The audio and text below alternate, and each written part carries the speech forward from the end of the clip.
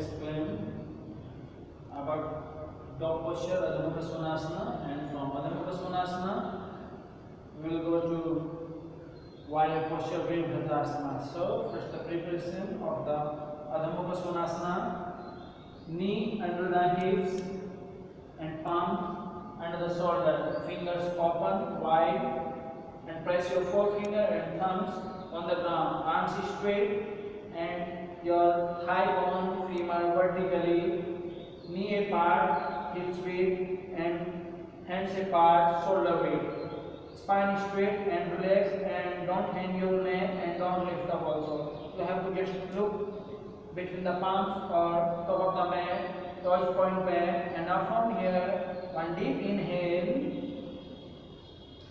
tuck the toes in, and with deep exhalation push the hips towards to ceiling. Go to the dog posture, Adho Mukha Svanasana position, body forming inverted V shape, spine straight, and tuck your front rib cage in. Line up your ear with the inner arms, and your arms straight. Try to turn inner elbow point towards to ceiling, fingers always open like a starfish. Stretch your shoulder joint, knee lock, compact your elbow and your heels on the floor. If you have hyper tendency to extending in your knee or elbow, you can micro bend your knee to prevent the weight on your knee joint, your patella part. Or if you don't have, just always lock the knee. Also, you are allowed to micro bend your elbow if you have hyper tendency to extend.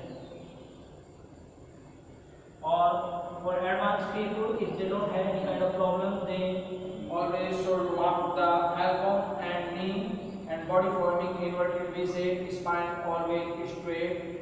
Or those people are beginner, they have problem in the curving his spine, they cannot straight spine, their spine is like this.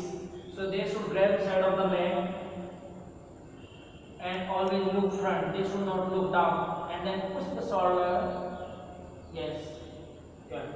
And for advanced people, just lift the mat and arms on the ground and line up your ear with the inner arms. If anyone have the thigh and your hamstring is very tight, so you can lift up your heels, and you are allowed also micro bend your knee. And then slowly, then you can rest the heels on the ground after a while, and you can lock the knee, and you can stay for a long time. That's called Adho Mukha Svanasana. So from Adho Mukha Svanasana, we will go to the Virabhadrasana, warrior posture. So now from here, we have to look front and step right foot front between the palms, and then drop the left heel to the right side and inhale, raise the both arms up and join the palms over the head, or you can separate your hands also.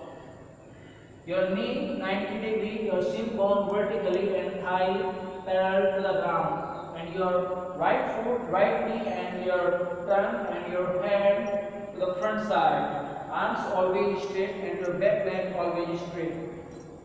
Your back toes towards to right leg less than 60 degrees, and lock your back leg and lock the elbows and spine straight.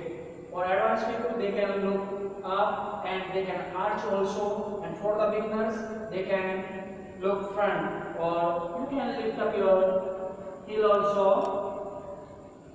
And hips square, try to turn your torso to the front. That's called warrior posture, Virabhadrasana. And always in warrior posture, we have to be careful. Our both heels should be in a line. And how we will make our heels in a line? When we will go to the dog posture, right foot back.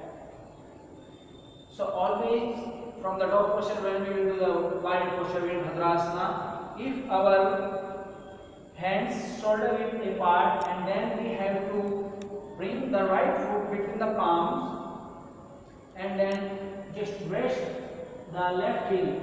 Drop your left heel to the right side, so we don't need to check. Automatically our heels should be in a line. And then inhale, raise the arms up, Virabhadrasana while posture, and turn your pelvis to the front. And arms always take, join the palms if possible. Yes, that's called wire posture, Virabhadrasana. That's it.